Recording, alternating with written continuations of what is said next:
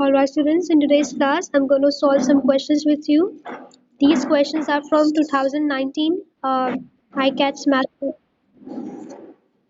So you might remember that I've given these questions in the test. So this is number 11. The question says that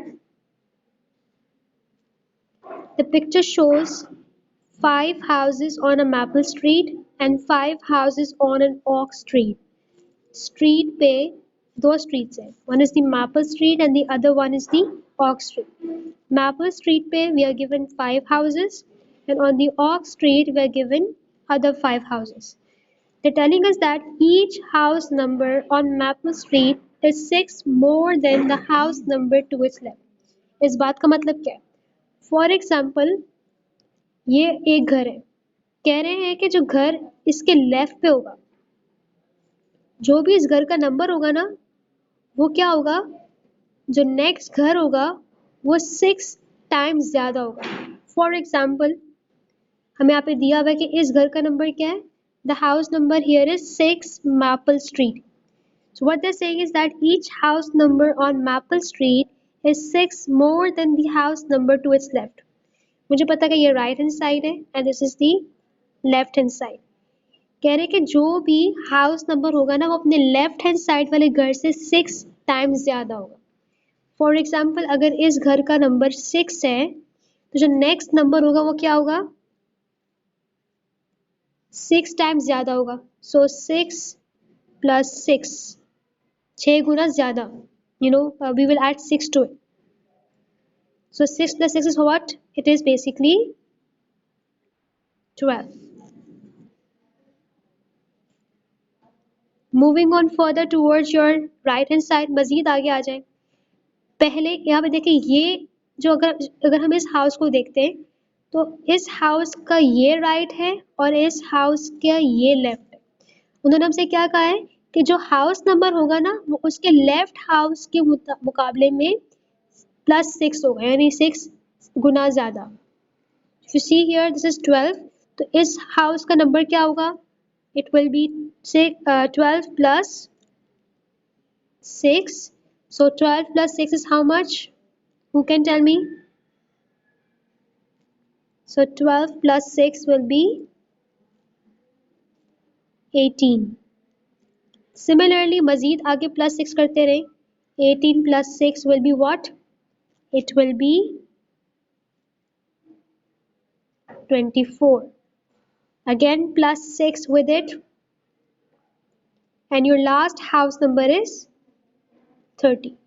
If you see here this 6 Maple Street, ये इसका address है, ये house number है. तो हमने इसी के मुकाबले में इसी को ही देखते हुए we have made the house numbers further.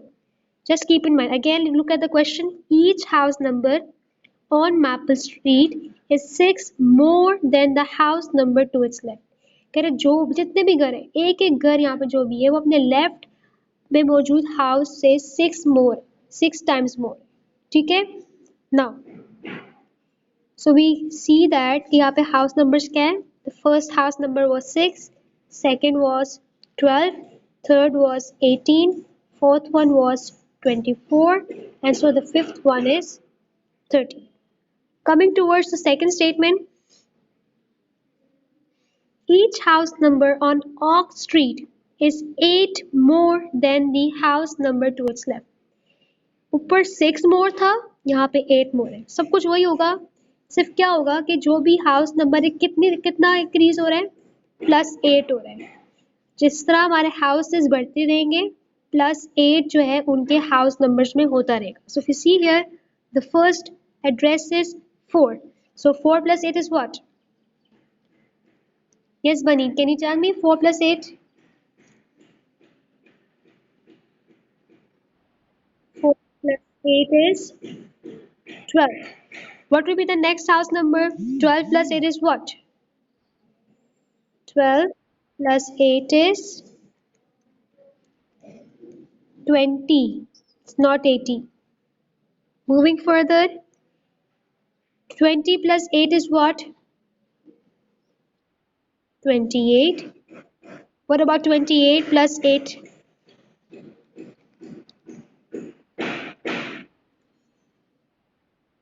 Are you sure it's 34? 36. So if I see here, we are getting these house numbers here. Now, let's read the question. What are they asking us? Question क्या कह रहा है हमें? How much greater is the house number of the last house on Oak Street than the house number of the last house on the Maple Street? See, what I have done is you have seen how I'm working. I'm reading a statement और जो मैं पढ़ रही हूँ मैं इसको translate करती जा रही हूँ. अब वो क्या कह रहे हैं हमें? वो कह रहे हैं कि कितना ज़्यादा कितना डिफरेंस है या कितना ज़्यादा बड़ा जो है हाउस नंबर है लास्ट पे मौजूद. तो ये आप देखिए लास्ट पेज पे जो लास्ट हाउस है कौन कितना डिफरेंस है आपस में हाउस नंबर्स में कितना डिफरेंस है कितना बड़ा हाउस नंबर है. If I see here, Maple Street पे जो last house number कौन सा है? 30. If you see here, 30 is the last 30 is the last house number on Maple Street. Whereas if I come on to the Oak Street, 36 will be the last house number. So I'm going to take out the difference of 36 minus 30. What is our answer? 6. So our correct option is going to be B. Did you understand that? Any problem here? The net below represents a three-dimensional object. Basically net क्या होता है? आप लोगों ने 3D shapes देखी होंगी. You might have seen a pyramid देखा होगा. आप लोगों ने cube देखा होगा. If I open that cube, अगर मैं उस cube को open करके बिल्कुल spread कर दूँ, सारे सी corners को कट करके बिल्कुल spread कर दूँ, तो मेरे पास ये net बन जाएगा. ठीक है? तो आप मुझसे पूछते हैं कि अगर मैं इस शेप को दोबारा से ज्वाइन करूं जोड़ूं तमाम पार्ट्स को अगर मैं मिलाकर खड़ा करके टेप लगाकर अगर मैं इसको ज्वाइन करूं मेरे पास कौन सी शेप बनेगी which shape will be formed. So if you see here corners में हमारे पास what shape are we having at the corner we are having the triangle shape and what shape is this is the rectangle shape. So if I imagine if I bring these two corners up अगर मैं इन दोनों triangles को ऊपर खड़ा करूं और अगर मैं उस पर ये रेक्टेंगल फिक्स करूं so what shape is gonna come up. पहले हम देखते हैं कि इन 4 ऑप्शंस में से वो कौन सी शेप है जिसके 2 कॉर्नर्स ट्रायंगल है. So if I see here in option A यहाँ पे तो 4 ट्रायंगल शेप आ रही है. If I come look at option D again we are having 1 2 3 and 4. ऊपर भी क्या कहते हैं साइड्स पर भी ट्रायंगल है और बेस भी ट्रायंगल है. यहाँ पर कोई भी रेक्टेंगल शेप नजर नहीं आ रही है. But if I look here in option C, we are having only and only rectangle shape. But if I look at option B, I can see कि हमारे पास corners में triangles आ रहे हैं और rectangle shape. So the best answer is going to be option B. Is it clear to all of you? Yesterday, the temperature at noon was 11.4 Fahrenheit. What is the meaning of noon? Noon का मतलब है 12 बजे. दोपहर के जो 12 बज जाते हैं we call it noon, right? It was 11.4 Fahrenheit. By midnight, the temperature had decreased by 15.7 degrees. क्या हुआ? रात तक आधे तक क्या हुआ? टेम्परेचर नीचे गिरा. So जब भी कोई टेम्परेचर या कोई वैल्यू डिक्रीज करती है so what we do is हम उसके साथ नेगेटिव साइन लगाते हैं. So 11.4 जो है हमारे पास ओरिजिनल टेम्परेचर था कितना. Okay I will send it to you my original value. अब यहाँ पे क्या हो रहा है इस टेम्परेचर में कितना डिक्रीज हुआ है 15.7. तो मैंने डिक्रीज शो करने के लिए I have used minus sign and 15.7 आप लोग सब्ट्रैक्ट करेंगे मैनुअली. मैं आपको सब्ट्रैक्शन करके दिखा रही because you will not be allowed to use the calculators out in the room. कैसे सब्ट्रैक्ट करेंगे ऑलवेज कीप इन माइंड कि पहले हम प्लेस वैल्यूज देखेंगे like ones tens and this is the 10th place. Okay, so again ones 10 and this is the 10th place. तो हम once को once के नीचे लिखते हैं और हम 10th को 10th के नीचे लिखेंगे. सो 11.4. तो यहाँ पे वंस प्लेस कौन सी है Ones place here is 5, so I'm going to write it down. Ones tens point 10, तो मैंने ones को ones के नीचे लिखा, so it is going to be 5 coming here and 1 going down here, 0.7. अगर हम यहाँ देखें माइनस कर रहे हैं, हम छोटे नंबर से बड़ा नंबर क्या कहते हैं सब्ट्रैक्ट करें, तो इसका मतलब है प्लस, ये ऊपर नंबर जो है पॉजिटिव नंबर है क्योंकि 11.4 क्या था हमारे पास पॉजिटिव नंबर है, और मैं क्या कर रही हूँ, मैं -15.7 कर रही हूँ इसमें से, तो प्लस माइनस क्या होगा माइनस, तो 7 - 4 कितना होता है, what is 7 - 4, you can tell me. 7 - 4 is 3. Then 5 - 1 is what? 5 - 1 is 4. And 1 - 1 is 0. So यहाँ पे अगर हम देखें, if you look here, point is going to come down here. क्योंकि हम लोगों ने यहाँ पे अगर देखें हमने क्या किया, this is 11.4 was the small number and 15.7 is the biggest number. तुम्हारे आंसर के साथ साइन कौन सा आता है, the sign comes of the bigger number which is 15.7 here. So -4.3 which is going to be our option A.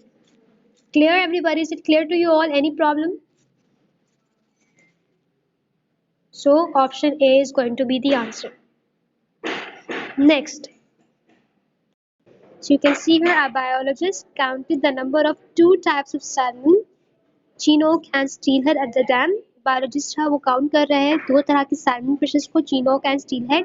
He used the table below to record the number of salmon on different dates. उसने क्या कहते हैं table use की ताकि वो record कर सके कि उसने हर दिन कितनी कितनी उसने salmon fishes उसने कलेक्ट की है डिफरेंट टाइप्स. ऑन डे 5, पाँचवें दिन पे the biologist counted 16 Chinook, उसने 16 Chinook जमा की. If the ratio of Chinook to steelhead remained the same as on the previous 4 days, कह रहे कि अगर रेशियो Chinook और steelhead fishes के दरमियान सेम रहा जिस तरीके से पहले दिनों में है, how many steelheads should the biologist expect to count on day 5? कितनी steelhead fishes जो है उसको काउंट करनी चाहिए. इस बात का मतलब क्या है इस जुमले का, ये जो आप कह रहे if the ratio of Chinook to the steelhead remained the same as on the previous days, इसका मतलब ये है कि जो जितने भी पहले दिन 4 days, जितने भी 4 days उसने काम किया है, जितने भी 4 days उसने फिशेस काउंट किए हैं, इस बात का मतलब ये है कि तमाम काउंटिंग में रेशियो सेम है. फिर हम ये बात चेक कर लेते हैं कि are the ratios going to be the same between the number on all the 4 days. If you see here, पहले दिन 4 is to 10. पहले हम रेशियो चेक करते हैं. Divide by 2 here also and divide by 2 here also, right? So 2 ones are 2, 2 twos are 4, 2 ones are 2 and 2 fives are 10. So you can see we're getting the ratio 2 is to 5. So जो भी ratio मिलेगा हम साथ साथ बराबर में लिखते रहेंगे. So if you see here 2 is to 5 is the ratio. Again for day 2 if I calculate the ratio, you can see that it's 12 is to 30.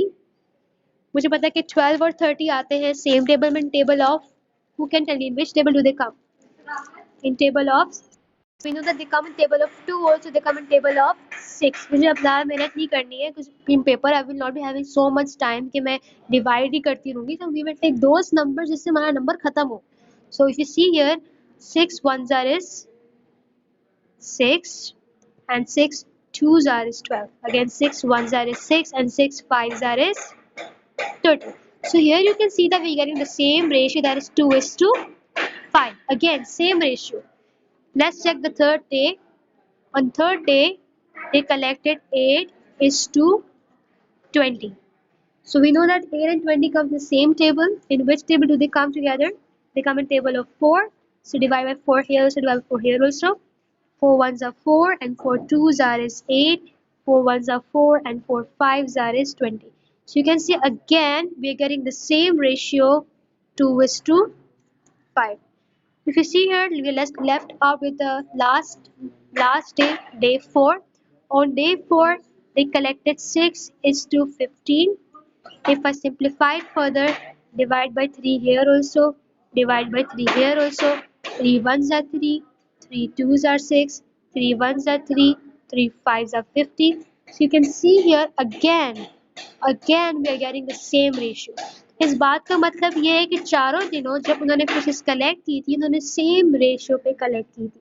तो अब मेरा टारगेट क्या होना चाहिए? I must get the target of 2:5. मुझे ऐसे number लेना है स्टील हेड के लिए जिससे सिंप्लीफाई करने के बाद मेरे पास रेशियो 2:5 ही है.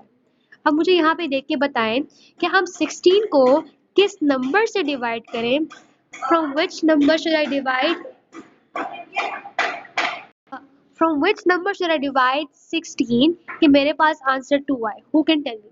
किस नंबर से मैं 16 को डिवाइड करूं मेरे पास आंसर 2 आए? Very good, that's very nice. 8 से डिवाइड करेंगे कुछ 8 2s are 16. सो ऑब्वियस सी बात है कि अब मुझे वो नंबर देखना है. अच्छा, यहाँ पे मुझे 5 नंबर दिया हुआ है. मुझे पता है कि रेशियो मुझे क्या चाहिए, मुझे 5 चाहिए. तो ऐसा कौन सा नंबर यहाँ पे होगा जिसको डिवाइड करूंगी मैं 8 से तो मुझे आंसर 5 आएगा. इसका सिंपल तरीका ये कि आप 5 को 8 से मल्टीप्लाई करें, क्योंकि अगर हम 2 को 8 से मल्टीप्लाई करेंगे so we will get 16. So if I multiply 5 with 8 I will get 40. So if you can see here answer will be 40. So our correct answer is going to be C. Please चीजों को logic से समझा करें. No memorizing, no choosing answer randomly. It should be with the concept. Next question. Question number 16. Jared surveyed students in his class to determine how they scored in the game. He displayed his results in the table shown below. Z ने क्या किया, students को सर्वे लिया to know कि बच्चों ने कितना score किया है गेम्स में, and then he has showed his data into a table. You can see that 0 to 4 score was scored by 5 students. 5 बच्चों ने 0 से लेकर 4 तक स्कोर किया. 10 बच्चों ने 5 से 9 तक स्कोर किया. 10 to 14 क्या कहते हैं नंबर से स्कोर जो है 3 बच्चों ने स्कोर किया, एंड 15 to 19 पॉइंट्स जो है 7 बच्चों ने स्कोर किया. Now I need to plot. You can see which histogram represent the data in the table. ये डाटा किस हिस्टोग्राम पे शो हो रहा है. So if I look here, let me zoom in a bit. Let's look it down here. Let's look at this first diagram. 0 to 4, it should be 5. But if you see it's going above 6. तो मुझे 5 तक चाहिए. अगर मुझे 5 तक चाहिए it has to be between 4 and 6. तो ये एक चीज को देख के हम पता लगा सकते हैं this is not going to be the correct answer. Let's look at the second question. Second part B. Again 0 to 4. 4 से 6 के दरमियान. We know that 5 is going to come between 4 and 6. So that's correct. Let's check out the second group 5 to 9. That's 10. Yes, it is on 10 exactly. If you see here 10 पे exactly आ रहा है. Let's look for 10 to 14. It's 3. Yes, it is coming between 2 and 4. We know that 3 comes between 2 and 4. And if you look at the last one 6 और 8 के दरमियान पता है 7 आता है. So I feel कि ये correct. अब मुझे जो पता चल गया करेक्ट आंसर है. We know it's correct. लेकिन अपनी कंफर्मेशन के लिए हम लोग बाकी पॉइंट्स भी चेक कर लेते हैं. इफ यू सी है यहाँ पे 4 to 5 के दरमियान तो आ रहा है. If it is coming between 4 to 5, लेकिन आगे जाकर 5 to 9 10 पे मार्क नहीं हो रहा. Is going to be wrong. And if I look at the last option पहला वाला ही 10 है, हालांकि पहला वाला 5 था. That's also wrong. So we see that a correct answer is going to be B. Next question. So yes, last question number 17. During a sale, a store offered a 40% discount on a particular camera that was originally priced at $450. इससे पहले कि हम आगे मजीद बात करें, पहले ये बात समझते हैं कि डिस्काउंट का मतलब क्या है. डिस्काउंट का मतलब होता है कि प्राइस में कमी होना. When the price decreases, that is the discount. और जब हमारी प्राइस या कोई वैल्यू इंक्रीज हो जाती है, we use the word increment. ठीक है. अब हमें पता है कि अगर मेरे पास 100 रुपीज़ है, सिर्फ और सिर्फ 100 रुपीज़ है, तो ये मेरी 100% अमाउंट है, यानी मेरी फुल अमाउंट है. ठीक है. फुल अमाउंट के लिए या टोटल अमाउंट के लिए हम लोग जो परसेंटेज यूज़ करते हैं दैट इज़ दी 100%. अब जो भी इंक्रीज होगा ना वो इस 100% में या तो इंक्रीज होगा, और अगर जो भी डिक्रीज होगा वो इस 100% में डिक्रीज होगा. We see here during a sale a store offered 40% discount on a particular camera sale के दौरान क्या हो रहा है, क्या कहते हैं, एक स्टोर जो है अपनी कैमरे पर 40% डिस्काउंट दे रहा है, जिसकी ओरिजिनल प्राइस क्या है, it's $450। After the sale, sale के बाद जब उसने सेल कर दिया, जब सेल हो गई, क्योंकि होता आपको पता है ना, सेल का एक टाइम होता है, उसी टाइम के दौरान सेल लगती है, उसके बाद सेल खत्म हो जाती है। After the sale, the discounted price of the camera was increase by 40%। जो उसकी डिस्काउंट प्राइस थी ना, वो 40% इंक्रीज कर दी। तो हम पहले क्या करेंगे, पहले हम पता लगाएंगे कि डिस्काउंट वाली प्राइस थी क्या। मुझे पता है कि यहाँ पे जो ये 450 है, ये ओरिजिनल अमाउंट है, ये ओरिजिनल प्राइस है, तो दैट्स बेसिकली 100% अमाउंट। इस 100% अमाउंट में कितना डिक्रीज हो रहा है, कितना डिस्काउंट मिल रहा है, डिक्रीज डिस्काउंट का मतलब क्या, कमी, सो -40। ठीक है, सो -40 यहाँ पर हो गया 40%। So what is the remaining amount, that is 60%। 100% minus 40% is equals to 60%। अब मुझे क्या करना, मुझे वो प्राइस फाइंड करनी है। 60% ऑफ 450, हम क्या करेंगे, 60% को जरा ओपन करके लिख के देखते हैं। सो if you see here, divided by 100, zeros and zeros cut, 0 and 0 cut, 6 को 45 से मल्टीप्लाई करें, 6 5s are is 30, so 0 comes down, 3 goes up, 6 4s are is 24, 25, 26, 27। So you see कि हमारे पास डिस्काउंटेड प्राइस क्या आ रही है, $270 आ रही है। अब क्या हो रहा है यहाँ पे, हमें कह रहे हैं कि आफ्टर द सेल, सेल के बाद इस डिस्काउंट प्राइस में कितना इंक्रीज हो रहा है, इस डिस्काउंट प्राइस में 40% इंक्रीज हो रहा है।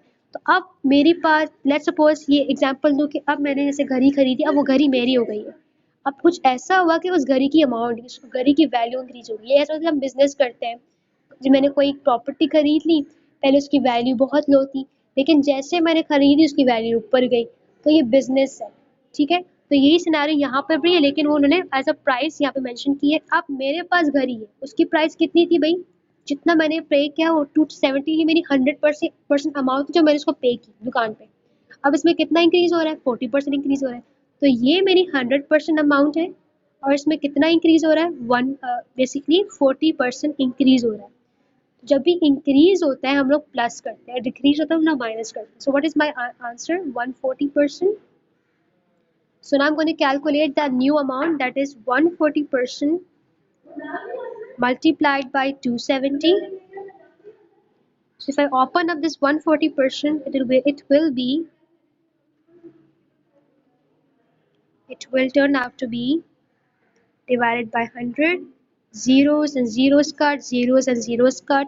Now we are left out with 14 and 27. If I multiply directly, ऐसे आपको उसको manually करना, लेकिन I have less time, so 14 into 27, I'm getting 378 dollars. तो ये हमारी जो है ना न्यू प्राइस है।